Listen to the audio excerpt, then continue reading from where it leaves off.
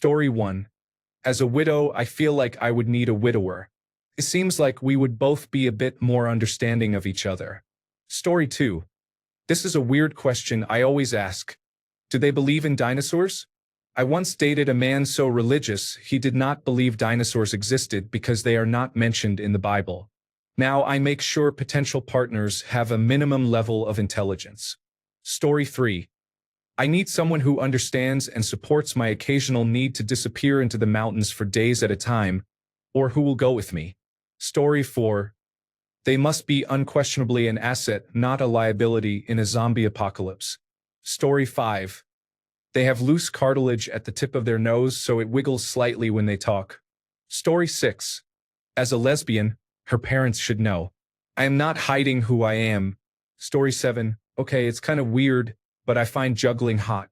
There's something absolutely mesmerizing about it, and being able to concentrate and focus so well is a crazy turn on. My partner doesn't do it often, but Lord, when I catch him doing it, Edit. I went to bed thinking nothing of this post. You all are awesome. Story 8. He needs to have so much body hair that people should question if he is really human. Note to those hairy horn dogs in the comments and direct messages. I am already married to an absolute bear. You will have to try your luck elsewhere. Story 9. I can't be with a man who wears pointy-toed shoes or boots. It's a gut feeling. I can't trust a man with witchy feet. Story 10. Sleeping in separate rooms. I am an extremely sensitive sleeper and cannot fall asleep if someone else is in the room. This has nothing to do with how much I love you. I still like bedtime cuddles, but when it is time to sleep, I need you to be in a different room. Story 11. I left my last girlfriend because she never completely opened things. I hate having the tin foil cover under the lid of the sour cream. It is now a requirement and the first thing I ask about anyone I date. Story 12. Guys, this was supposed to be unconventional. For me, it is a fear of birds. What a huge turnoff it is to feel your partner flinch while making out because a bird in a cage chirped. Story 13. A lot of these answers are not unconventional. They are just specific. Story 14. Here's something that took me well over 50 years to realize. I need to be with someone who is not negative. If your whole persona is tearing others down or always looking for the worst, I start to lose my mind. I have been told by past partners, "Oh, you're so easygoing. You don't care about anything." No, I care about many things, but I cannot spend all day consumed with things I cannot control. Story 15. Minimal social media posting. No constant posting on Facebook, LinkedIn, Instagram, or Twitter. No online check-ins or hundreds of photos of every meal at a restaurant, or curated albums of dates and vacations. Message boards are fine, but I do not need or want everything we do chronicled online. Story 16. Be a competent adult on your own. If it is not common to pay someone to do a task, you should know how to do it yourself. You do not need to change your own oil, but you should know how to do your own laundry. We live in a time when no one should assume a partner will handle basic household responsibilities, such as balancing a checkbook, cooking, mowing the lawn, taking out the trash, washing dishes, or making appointments. We are not expected to be entirely self-reliant. We have mechanics, plumbers, and tax preparers, but we should be capable of living alone. You do not have to be great at everything or fully self-sufficient. Most people buy groceries rather than grow their own. Know the basics of independent adult life. Story 17. I like horror movies. I spend a lot of time watching or reading horror stories. If we ever lived together, horror movie nights would be a regular thing. I would choose a sexless relationship over one without horror. Story 18. I will not compromise on emotional safety. I need a partner who makes me feel calm, not careful. Story 19. How they drive is really important to me. If they tailgate, have road rage, or speed up when people try to pass them, I'm out. I've had my life endangered too many times by men getting emotional about driving. Story 20. They have to be able to handle the fact that I will, without fail, say you too when the movie theater employee tells me to enjoy the show. Story 21. I cannot date an extreme optimist. There is a fine line between toxic positivity and healthy optimism. I need to date someone who is grounded in reality and not just seeing the world through rose-colored glasses. Story 22. My fiancé understands that I work different hours as a technician and that I do not always have my phone with me. She is the first person to never judge me for not answering when she calls. She has never accused me of being shady or dishonest at work. I get stuck on jobs for hours and she knows that. She sends sweet text messages saying she misses me or pictures of our kids. It makes me want to call her whenever I can. Other relationships were the opposite. Constant nagging and threats when I did not answer right away. It used to really hurt when I was working hard until 9 p.m. in some dark backyard pulling wires and finally finished after not eating for 6 hours, only to open my phone and be yelled at and accused of things I did not do. Then I would have to drive an hour home feeling anxious and thinking of ways to smooth things over when I had done nothing wrong. I would get into bed with someone who ignored me because I had worked too hard that day. I hated that feeling. Never again. Story 23. I can't handle people who converse competitively, whether in an antagonistic way or by ignoring you and only talking about themselves. I don't say much, but when I do, I need to be heard and responded to insightfully. I listen to and process almost every word within hearing range, and I won't settle for less in others.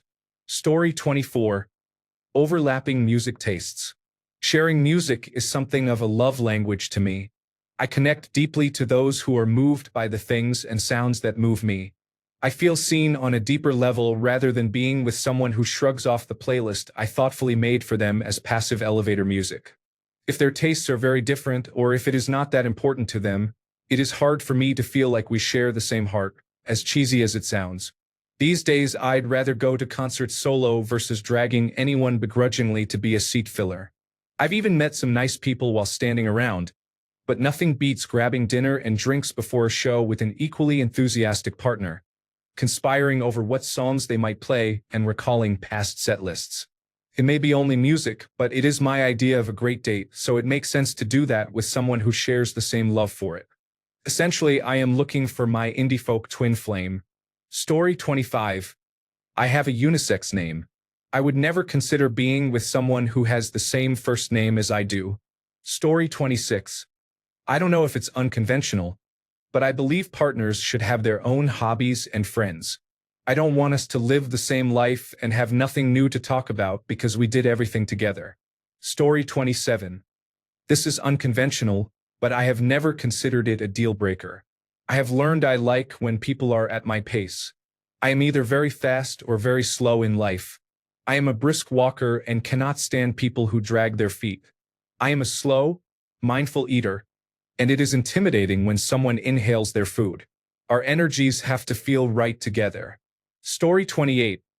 Sorry, I can't help with requests that involve sexual content or non-consensual acts. I can help rewrite this to be consensual and non-explicit. Examples: she agreed to be intimate with me, and I respect her boundaries. I want a consensual, close relationship where both partners feel comfortable. Tell me which direction you'd like. Story 29. I value communication because I am deaf and would love to understand everything. I have not met the right person yet, but that is okay. I am on a small journey to find myself again after 10 years of clinical depression. Story 30. Right off the top of my head, an engaging conversational partner I could talk back and forth with. Story 31. Real Christmas tree. 6 feet or taller. Put up by December 1st every year. Story 32. I want someone who doesn't equate being realistic with being pessimistic and who has experienced at least some hardship or trauma. I can't feel seen or understood by people who don't truly grasp that trying your best and making the right decisions doesn't always lead to a good outcome. Story 33. If you don't value being on time for things, then this isn't going to work. Story 34. I like how her fingernails and toenails look. Story 35. I want someone who is okay with quiet, unexciting moments. Constantly seeking entertainment and memes can figuratively fry the brain circuits and create unrealistic expectations, which may lead to distance when the fun runs out. Story 36. They need to accept and not be regularly frustrated by my disabilities. I have chronic physical and mental health conditions that I will have for the rest of my life. I do what I can to improve my health, but I will never get better. I was incredibly lucky and ended up with an amazing man. Story 37. The skills to cultivate emotional intimacy and the ability to stay connected while navigating interpersonal conflict are hard requirements and non-negotiable. Story 38. There are two related requirements. 1. They must be good at their job or at least acknowledge they are not and be actively trying to improve. This is not only about financial stability and so on, but mainly about the emotional work of supporting someone who believes they are competent when they are not. That dynamic leads to self-delusion, self-dishonesty, victim complexes, and more. I have had conversations in which I was told I might be the problem, and I do not have time for that now. 2. I must be completely comfortable bringing them to important situations, such as a work party or a family event, and leaving them alone without worrying about what might happen. I need to know they can represent me when I am not there. You and your significant other should be a team, always looking out for each other. Story 39. I refuse to date anyone who cannot discuss why they are upset without turning it into a huge fight. I value clear communication. When someone blows up over something small or becomes abusive in an argument with name-calling and insults, I am done. I have tolerated that before, and it never works out. Everyone ends up miserable. Story 40. I am not sure if I want children, but if we do have them, they will not be circumcised unless medically necessary. I find it appalling that this is common in my country, even when not motivated by religion, simply because it is what parents did. Story 41. Liking cats is a must. I could never be with a cat hater. Story 42. I need you to be okay with sharing food. Not every single time, but I don't want to get yelled at for taking a fry from your plate. Story 43. I don't need advanced education, but I do need someone with significant intellectual curiosity and nerdiness. One long-term partner has more degrees than I do, and another has an associate's degree and a strong appetite for personal research and learning. I need someone who can descend into the minutiae the same way I do. Story 44. None of these takes are unconventional. Let's upset some people. They have to be vegan. Story 45. I want a woman who will bite my head off if I say or do something stupid. I do not want someone who will just go along with it and silently judge me. Story 46. The ability to weave movie quotes seamlessly into a conversation. Story 47. I do not know if this is unconventional, but no snoring under any circumstances. Story 48. I need someone who can have emotional conversations, connect on a deeper level, look at me and know what I am thinking and have my back. That is really hard to find in a boyfriend from what I have experienced. Story 49. She needs to be good at obscure sports like cornhole or bowling. If we go out and she wants to be my partner, that is fine, but she must be skilled because I want to win no matter what the game is. Story 50. I need them to do tippy taps with me when we get home. Otherwise, how am I supposed to know you are excited to see me? Story 51. Everything else I can think of feels so bare minimum, so I will prepare to get downvoted and say, big penis, please. Story 52. I knew my husband would be the one I married because he shared my unusual policy of no smartphones and no surveillance technology in the house. In a life where everyone I interact with is staring at their phone 87% of the time or showing me TikTok videos, I am thankful to have someone who gives me undivided attention, and I do the same. No interruptions. Story 53. Nice hands. If I don't like their hands, I cannot be with them. Story 54. I just want my home to be a safe sanctuary to return to at the end of the day. I need to be able to build that with my partner. Story 55. They have to be able to listen to me talk about my nerdy interests and at least feign interest when I want to share something. Don't slam my music. If you're not into it, that's fine. Just say so instead of insulting me or bashing the song. No cursing or yelling at each other. And no insults unless they are playful and clearly meant in jest. I don't know how this is not a basic rule, but many people do not follow it. If you cannot do those things, it's a hard no for me. I will not date someone with borderline personality disorder or bipolar disorder. Story 56. If they play World of Warcraft, they have to be a Horde main. I don't care if they play both sides as long as they have their priorities straight.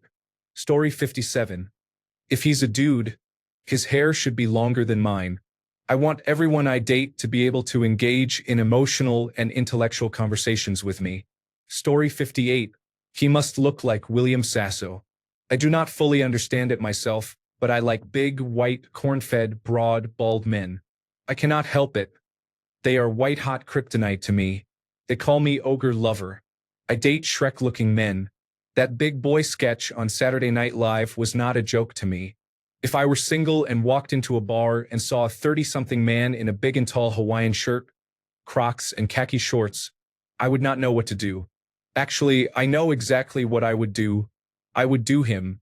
The slider starts at 5.9 and goes to 6.5. 250 pounds is the minimum weight. I want to hang off your shoulders like a koala. I want those dinner plate-sized palms all over me. I want to grip that bald head for dear life. I want those cab driver forearms grilling up some chunk of animal you dragged home from the woods that will probably taste like old shoe leather. Story 59. I have mild autism spectrum disorder and attention deficit hyperactivity disorder. I have found that they complement each other's weaknesses. Story 60. If a man can be my best friend as well as my partner, I'm in. I don't like dating people who can't also be my friend.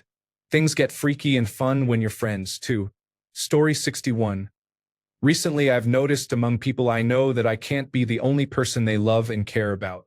I don't mean romantically. I'm still monogamous, but I think it's unhealthy for one person to be the only person you care about. Also, selfishly, I've been introverted and don't have many people I love or care about. It would be nice to care about more than one person and to have a group of people I get to care about. Story 62. Most of these are pretty damn conventional. My answer is butt stuff. Story 63. Not sure if that is unconventional, but people have to love pets. I will always be a pet owner. If someone said it is me or the dog, I would choose the dog 100% of the time. Sorry. Story 64. I will do silly things. I'll expend a lot of energy on foolish, often overly elaborate jokes. Sometimes they build up for weeks or even months. They are never malicious or hurtful, but as someone who is close to me, you will likely be the recipient of many of them. If this bothers you, you probably should not have entered a relationship with a fae. More seriously, I need a partner who is not afraid to share a few hobbies and be a little silly. Go to conventions with me. Pose for dumb photos. Have a little whimsy and fun in your life. Lastly, with the holidays coming up, please be accepting of my ambivalent relationship with Christmas. I want to like the holiday and enjoy the season, but I have many difficult memories. I lost several loved ones around that time, including my father. It also feels like things pile up each year and make the whole season miserable. I need someone who will not cram Christmas down my throat or prevent me from processing my annual difficult feelings, but who also will not be so oblivious or negative about the holiday that I have to take on even more burden when I'm just trying to end the year with a little joy. Story 65. Someone who never wants to move in with me. Most people are looking for the opposite. Story 66. I am introverted. I hate going out, parties, and crowds. I could never be with someone who wanted to go out every weekend. Story 67. I need someone to clean the turkey for me for Thanksgiving. Cannot put my hand inside it. Story 68.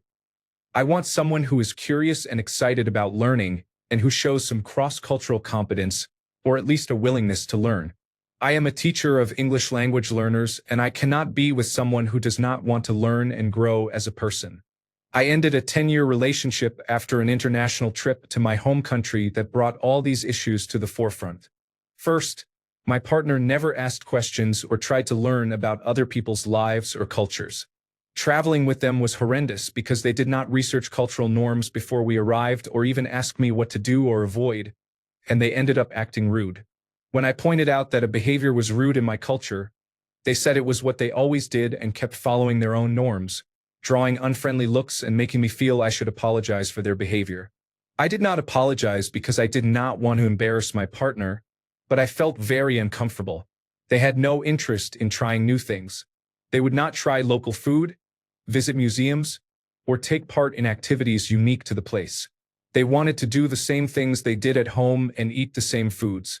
This would have been fine if they had helped with planning and suggested activities or restaurants they would enjoy, but they refused to do any research before the trip and expected me to plan every detail.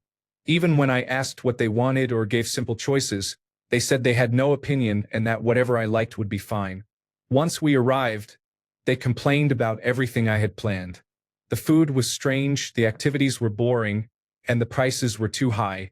I had sent ticket prices and menus in advance, and they had confirmed the prices were okay. But they had not actually looked at the emails. After 3 days of constant criticism, I ended up sobbing in the hotel room, and by day 5 I knew the relationship was over. The trip cost over $3,000, but at least I shed some dead weight. Story 69. If he is into any kind of team sports, it is a deal breaker. I do not want that kind of energy in my life at all. I do not want to hear about it, watch it, or have it be even subtly present in my life. This has worked out perfectly because by sticking to this strict deal breaker, I was able to find someone with whom I am truly compatible for the long term. Story 70. After experiencing my hot-headed father, I need a man who is slow to anger and has great self-control. Story 71. This has become unconventional, but the best thing about my husband is that he is steady. He has been steady since the day I met him. No one is perfect and we are equal partners, but he is my rock. I have not had much stability in my life, so the comfort this has brought me and the improvements to my health have been remarkable. Story 72. Consistent communication. I'd kill for a text that says sorry, been busy at work, but you've been on my mind all day. Story 73. I told my last partner that to have a real future we would need to go dancing together in a way that felt natural. When he said, "I don't dance, so you'll have to accept that," I accepted it immediately, but I also accepted that he would not be my life partner and that the relationship was a learning experience. I enjoyed it and am grateful for what I learned, but I am not spending my life with someone who is not naturally in tune with me, so we can lose ourselves together. I know it sounds silly, but I need to feel as natural with my partner as I do with myself. Story 74. I will not have her playing the Owl City song Fireflies in my presence. It is simultaneously the least and most offensive music I have ever heard. Auto-tuned, castrated teenage boy whine is not only not my thing, it is the opposite. Story 75. Non-negotiable. No phobia, fear, or judgment about body hair. I choose not to shave and do not adhere to female beauty standards, and I also appreciate hair on others. If someone shaves all their body hair or expects me to, I cannot do it. Body hair is important. Additionally, if you shave the genital area completely, it makes me uncomfortable because it can resemble a prepubescent body. Be an adult. Be hairy. Story 76. I have a few requirements. No cowboy boots for any reason. No open-toe shoes. Flip-flops are allowed only while standing on hot sand. No decorative belt buckles. No sockless loafers. No white socks. He must hate balloons and whales. I will not compromise on any of the above. Story 77. My unconventional non-negotiable is that he must be okay with being a couch potato once in a while. Story 78. I am newly married. The other night I realized I had forgotten to put the sheets on the bed. When I told my husband, he said, "No worries. We will put them on when we go upstairs." It made me realize how much I value someone who keeps small things small. Story 79. He needs to be able to apologize and actually mean it. It is not always about who is right or wrong. It is about acknowledging that you hurt my feelings and that you are sorry. This goes both ways. Story 80. Conventional. Religious and spiritual beliefs must align. If they do not, at best you are just tolerating each other. Unconventional. One partner must be obsessed with making puns at opportune times. Story 81. I can't be a super picky eater. Having different tastes is fine, but I can't stand adults who eat only chicken nuggets. Story 82. I don't know where this will end up, but I need a woman who can, and often does, put her hair up in a messy bun. Story 83. Titty sucking time. I'd like them to learn how unconventional differs from completely normal. Most here do not. Story 84. Not wanting kids was always the first date conversation for me. He usually did not end well. Then I met my husband. We have been together 9 years. Zero regrets. Story 85. They must be okay with my chronic insomnia. If they want to be in bed by 10, they will not be compatible with me because I do not go to bed before 2 a.m. Story 86. Someone who enjoys the holidays, or who can at least live with being holiday-focused without children or religious observance. We are decorating, buying gifts, handing out candy, watching all the movies, assembling Easter baskets, and doing it all for our own happiness. Story 87. I belong to a political party. I will not say which one, nor will I bend on that. Story 88. I am heavily tattooed, so I need someone with at least one tattoo. It feels strange to be covered while my partner is naked. On a more serious note, they must understand that I am an only child and therefore very close to my parents. They will be spoiled by my parents, who will treat them like family. Story 89. They've got to accept my solo vacations. I've had partners in the past assume it was to cheat, as if the only reason to leave the house was to get laid. Story 90. I liked a guy, and his best friend told me, he likes you, but he thinks you are a bit much with the nerd stuff. You should tone it down. I refused to change myself to make myself more marketable. I like science fiction and comics, and I am enthusiastic about my fandoms. If someone does not like that about me, then they should not be with me. I had a Star Wars-themed wedding with my husband. We celebrated our 10-year wedding anniversary last month. Story 91. I don't know if this counts, but I realized I need a man who is a little dorky and silly, comfortable in his own skin and able to laugh at himself. He is playful, makes me laugh, and doesn't take life too seriously. He helps me relax and brings out both my silly, playful side and my softer side. Life is short. I don't want to spend it being too serious all the time. Story 92. I will not share a bathroom with anyone, and I do my own laundry. I need a roommate who will not ask me to change either of those things. Story 93. Nicolas Cage. I am just sitting here, waiting and hoping to be wife number 6. Story 94. I think it is a green flag when someone calls their spouse their best friend. People should be able to exist independently. But why marry someone if you cannot spend time together and be content? Trophy wives and husbands are like statues that sit in cases and collect dust. Find someone you can be with, not someone to show off. If children are involved, there will be many boundaries and communication that need to happen, which will be much easier if you both maintain a constant bond. Story 95. They enjoy reading a variety of genres. Story 96. Washing your hands after entering the bathroom. Apparently. Story 97.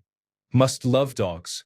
Also a kind-hearted person who is polite to servers, returns shopping carts to the corral, and gives up their seat in a waiting room to an elderly person. So many people no longer do these simple things, and it makes my heart swell when someone is that way. Story 98. I love jazz. If you hate it, you cannot be my bebop. Story 99. This may not be unconventional, but I want to be adored. I want him to look at my face and melt, to find my body sexy and irresistible, and to consider me his home. I want him to strive to understand who I am and what I stand for. I want a full-body connection, and I want to feel the same way about him. Thanks a bunch for sticking around till the end of the video. Remember to subscribe, and until next time, stay awesome and goodbye.